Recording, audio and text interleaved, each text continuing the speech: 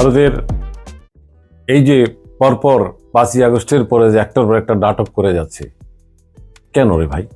এই নাটকের কি দরকার? আমরা সারা জীবন ভারতের পাশের একটা রাষ্ট্র, আমাদের স্বাধীনতায়ও তারা আমাদেরকে সহযোগিতা করেছে। আজকে এই যে বর্ডারে কাঁটাতারে বেড়া দিচ্ছে, কেন? এই বেড়া দেওয়ার দরকার কি?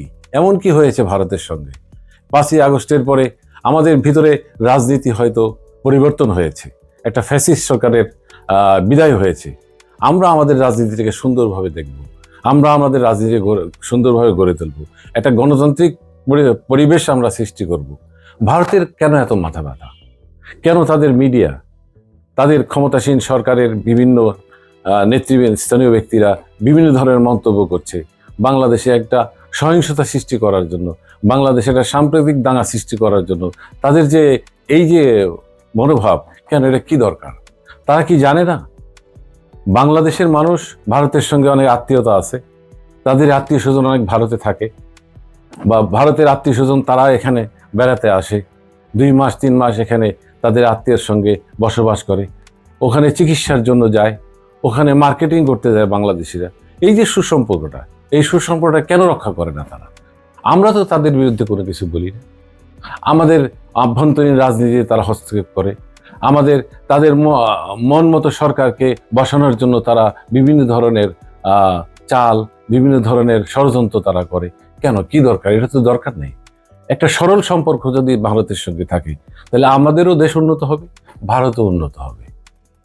এইগুলি নিয়েই আমরা ভাবছি। তারপরেও আমি দেখলাম যে আমাদের এই যে ফ্যাসিস্ট সরকারের যে প্রধান শেখ হাসিনা ভারতে আশ্রয় পেয়েছে।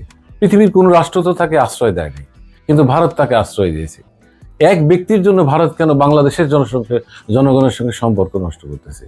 কেন বাংলাদেশের জনগণ ভারতের প্রতি এরকম বিরূপ মনোভাব আসবে? ভারত এক ব্যক্তির জন্য এটা না করে টোটাল বাংলাদেশের সঙ্গে একটা সুসম্পর্ক ভারতের রাখা উচিত। অন্যদিকে দেখলাম শেখ হাসিনা ভারতে অবস্থান করছে এবং তাকে বিভিন্নভাবে তারা সহযোগিতা করছে, এবং এই 5ই জুলাই আগস্টের এই যে পরিবর্তন, এই পরিবর্তনের পরে আওয়ামী লীগ রিজিম যারা ভারতে আশ্রয় নিয়েছে তারা আবার একাট্টা হচ্ছে, বিভিন্ন জায়গায় তারা মিটিং করে বাংলাদেশের বিরুদ্ধে ষড়যন্ত্র করছে। তাদের প্রতি আমি মনে করি তাদের বিরুদ্ধে আমাদের আরো রুখে দাঁড়াতে হবে, আমাদের আরো শক্ত হতে হবে।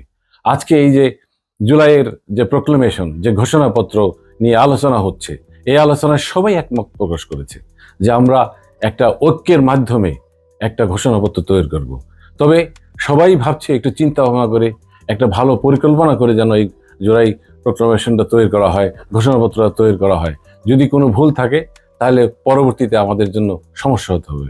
আমরা আমাদের জাতিকে এক করার জন্য বিভিন্নভাবে বিভিন্ন ইয়েতে রাজনৈতিক দল, রাজনৈতিক ছাড়াও যারা আছে জ্ঞানী বুদ্ধিজীবী সবাই আজকে ডক্টর ইউনূসের নেতৃত্বে একটি সুন্দর ঘোষণাপত্র তৈরি হবে বাংলাদেশের জন্য। আগামী বাংলাদেশ হবে সুন্দর একটি বাংলাদেশ, আগামী বাংলাদেশ হবে একটা বৈষম্য বিরোধী বাংলাদেশ, আগামী বাংলাদেশ হবে একটা স্বাধীন সার্বভৌম বাংলাদেশ, যেখানে গণতান্ত্রিক পর্যায়ে একটি সুন্দর রাষ্ট্র গঠন হবে, একটি সুন্দর সরকার গঠন হবে। সেটি আমাদের প্রত্যাশা।